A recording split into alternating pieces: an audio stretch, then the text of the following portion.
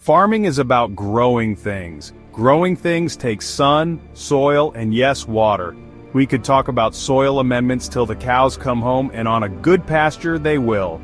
But without water, our efforts are futile. Now, not everyone has a gushing spring or river running through their property. That's alright, because smart farmers work with what they have. This essay is about water systems for the rest of us. The ones who watch every penny and know that ingenuity is as valuable as any store-bought tool. We'll explore ways to get water, move it, and store it without breaking the bank. Remember, every farm is different. What works for your neighbor might not work for you. The key is to understand the principles and then adapt them to your land, your climate, and your goals. So let's get started. Water doesn't flow uphill, and neither does success without a little sweat equity. Before we talk about moving water, let's find it.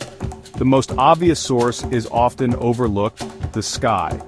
Rainwater harvesting is a low-cost, effective way to supplement your water needs. We'll delve deeper into that in a bit. Next, do you have a well? Drilling a new one can be pricey, but if you've got an old one that's seen better days, rehabilitation might be cheaper than you think. Check with local well contractors for quotes. Then there's surface water. Ponds, creeks, streams. These can be gold mines, but make sure you have the legal right to use them for irrigation. Local regulations vary, so do your homework. Lastly, don't rule out municipal water. It might seem expensive, but if you only need a small amount for specific purposes, it could be a viable option. The point is, diversify your sources. Don't rely on just one. That way, if one source runs dry, you've got backups. Let's talk about rainwater harvesting. It's simpler than you might think. You need a collection surface, your roof works great. Gutters to channel the water, and a storage container.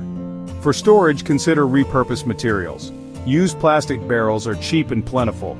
Just make sure they're food grade if you're using the water for livestock or washing produce.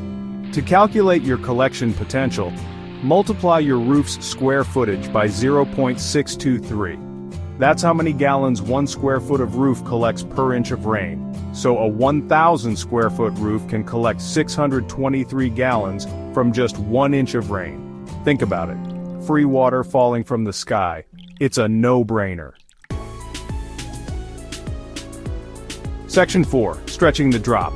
Now that you've got water, you need to use it wisely. That's where efficient irrigation comes in. Forget those wasteful overhead sprinklers. Drip irrigation delivers water directly to the roots where your plants need it most. You can buy drip tape and emitters relatively cheaply or get creative. Soaker hoses work well for gardens. You can even make your own drip system using old plastic bottles with small holes poked in them. Another tip: mulch. Mulch helps retain moisture in the soil, meaning you need to water less often. Use wood chips, straw, leaves, whatever organic material you have available. Remember, every drop saved is a drop earned.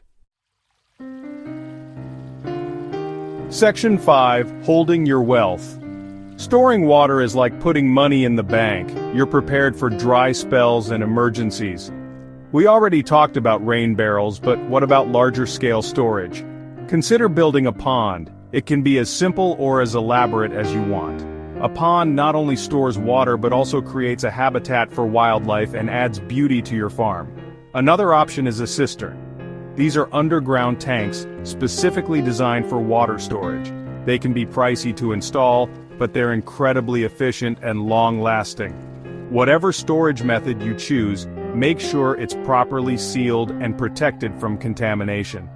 Clean water is essential for a healthy farm. Section 6. Join the conversation. Well folks, there you have it. We've covered a lot of ground, or should I say, watered a lot of ground. Remember, setting up an efficient and affordable farm water system is an ongoing process. It takes time, observation, and a willingness to experiment. Now, I want to hear from you. What are your best water-saving tips and tricks? Share your knowledge in the comments below. And stay tuned for the next installment in this series, where we'll be diving into the wonderful world of composting. We'll explore how to turn waste into wealth and build healthy soil for bountiful harvests. Until then, happy farming.